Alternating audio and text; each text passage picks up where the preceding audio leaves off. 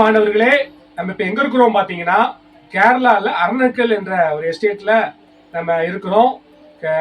இப்ப நம்ம மத்தியில ஒரு குடும்பம் இருக்கிறாங்க, ஒரு சகோதரர் ஒரு சகோதரி இருக்கிறாங்க. அவங்களுடைய வாழ்க்கையில கர்த்தர் செய்த நன்மைகளை நம்முடைய அற்புத விசுவாச ஊழியர்களுக்கு அவங்க சாட்சியா சொல்றாங்க. அவங்க கர்த்தர் அவங்களுடைய வாழ்க்கையில என்ன செய்தார், அவங்க எப்படிப்பட்ட சூழ்நிலையில இருந்தாங்க என்பதை அவங்க இந்த சாட்சியின் மூலியமாய் நம்மளோடு கூட பேசுவார்கள். ஐயா வணக்கம். நல்லா இருக்கீங்களா? சரி, ரொம்ப சந்தோஷம். அற்புத விசுவாச ஊழியங்களிலிருந்து உங்களை வரவேற்கிறோம். உங்களுடைய வாழ்க்கையிலே கர்த்தர் செய்த நன்மைகளை நீங்கள் சாட்சியை சொல்லுங்க. இந்த சாட்சிகள் ஒருவேளை ஒரு பலவீனத்தோட, ஒரு சுகம் இல்லாம, ஒரு மருத்துவமனையில் அனுமதிக்கப்பட்டு நோய்வாய்ப்பட்டு இருக்கிறவங்களுக்கு இது ஒரு பெரிய ஆசீர்வாதமா இருக்கும் என்று நான் விசுவாசிக்கிறேன்.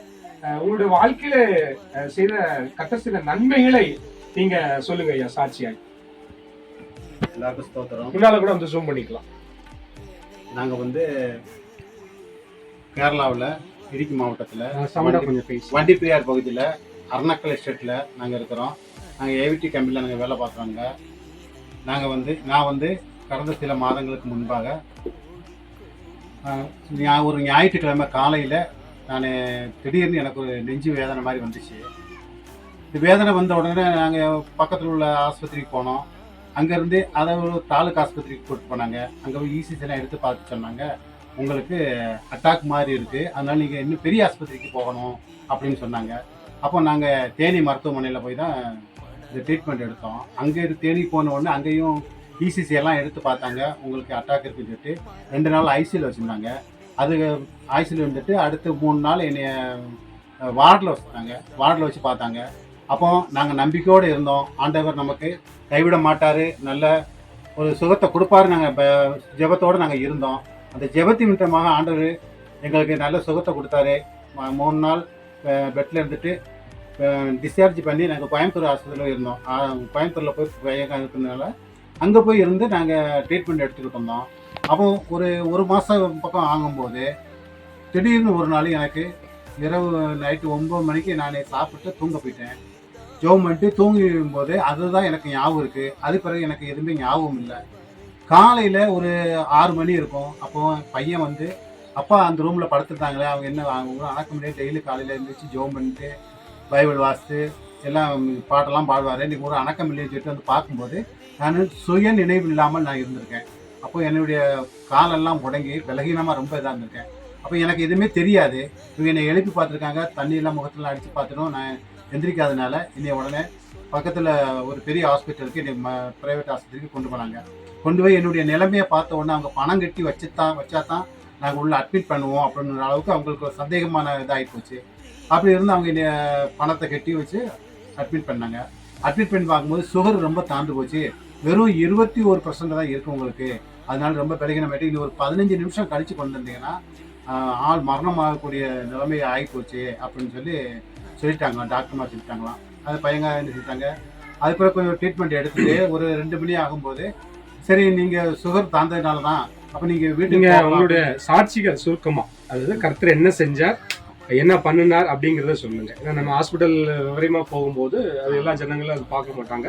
கர்த்தர் உங்களுடைய வாழ்க்கையில என்ன செஞ்சார், நீங்க என்ன பண்ணுனீங்க அப்படிங்கிறத சொல்லுங்க. அப்போ அங்கேருந்து டிஸ்சார்ஜ் பண்ணி அங்கே வந்து ட்ரீட்மெண்ட் எடுத்தோம். அப்போ எல்லாம் எடுத்து பார்க்கும்போது முதல்ல அட்டாக்னு சொல்லி தான் சொன்னாங்க. ஆனால் அவங்க டெஸ்டெல்லாம் எடுத்து பார்த்துட்டு சொல்லிட்டாங்க, உங்களுக்கு எந்த ஒரு மனக்குழப்பமும் இல்லை, உங்களுக்கு பாடியில் எந்த ஒரு பிரச்சனையும் இல்லை, நல்லா பூர்ண சுகம் ஆகிட்டீங்க அப்படிங்கிறத நான் எங்களை கேட்க கர்த்தர் எங்களுக்கு உதவி செய்தார். இதே போல் நாங்கள் விசுவாசித்தால் தேவனுடைய மகிமையை காண்பார் என்ற வார்த்தையை நாங்கள் விசுவசித்தோம். அதன்படி எங்களுக்கு நல்ல ஒரு சுக பலத்தை கொடுத்தார். இதே மாதிரி இதை அறியாத மக்கள் நீங்களும் இருந்தீங்கன்னா நீங்கள் விசுவாசத்தோடு ஜெபம் பண்ணுங்க, விசுவாசத்தோடு ஆண்டவருடைய வார்த்தையை கேளுங்க, நீங்களும் பரிபூர்ண சுகம் பெறுவீங்க. இன்னும் அநேக நன்மைகள் ஆண்டவர் மூலமாக உங்களுக்கு கிடைக்கும் என்பதை விசுவசிக்கிறேன். இதே மாதிரி நீங்களும் ஆண்டவரை தேடுங்கள். ஆமென். தேங்க்யூ ஐயா, தேங்க்யூ.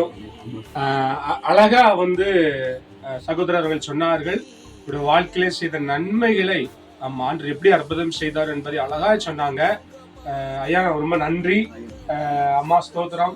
நீங்க இந்த வீடியோ பார்த்து கொண்டு இருக்கிற ஒருவேளை சகோதரனை போல ஒருவேளை இருக்கலாம், அவங்களுக்கு நீங்க என்ன சொல்ல விரும்புறீங்க, அதை சொல்லுங்கம்மா. கர்த்தருக்கு சோத்திரம்.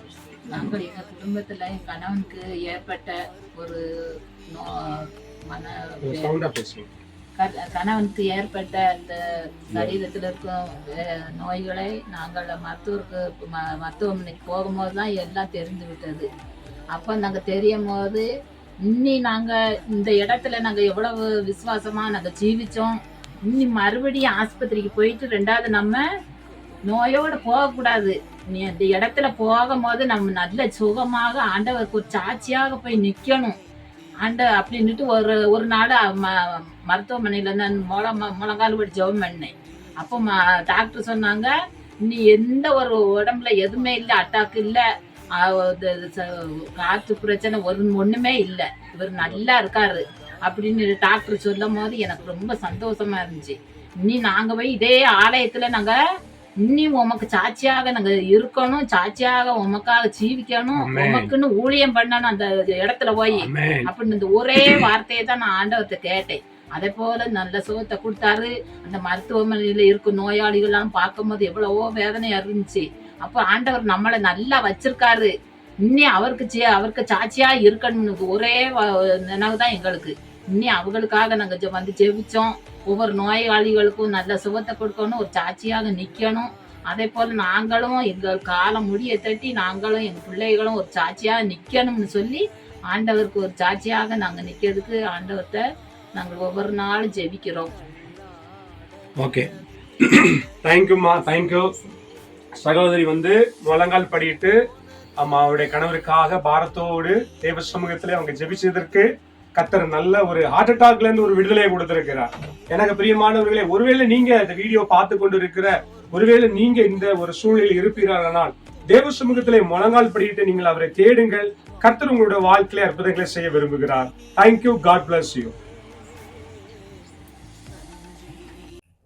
மேலும் எங்களை தொடர்பு கொள்ள வேண்டிய முகவரி evangelist Amirtham Ebenezer, miracle faith ministries, FMM media, Madipakkam, Chennai 91. எங்களுடைய தொலைபேசி எண் 9884442274, 9884442294. Thank you. God bless you.